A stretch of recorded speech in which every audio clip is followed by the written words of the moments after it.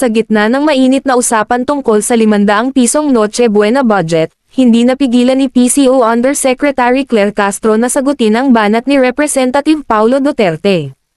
Ayon kay Castro, tila hindi raw tamang manggaling kay Representative Duterte ang pagdududa sa konsensya ng administrasyon, lalo na't mismong ama nitong si dating Pangulong Rodrigo Duterte ang ilang beses nang umamin sa mga isyong may kinalaman sa pagpatay, paglabag sa karapatang pantao, at pati umano sa korupsyon.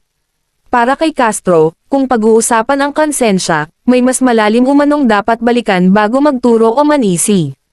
Ipinaliwanag din niya na ang usapin ng 500 piso ay hindi tungkol sa pagpipilit na sapat ito para sa lahat, kundi tanong lamang kung kaya ba, lalo na't may pakiusap ang DTI sa mga manufacturers na huwag munang magtaas ng presyo hanggang Disyembre.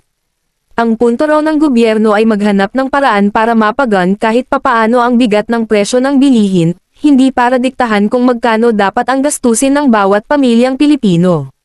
Sa kabuuan, naging sagutan ito hindi lang tungkol sa presyo ng Noche Buena, kundi tungkol sa kredibilidad, pananagutan, at kung sino nga ba ang may karapatang magbigay saloobin sa usapin ng konsensya.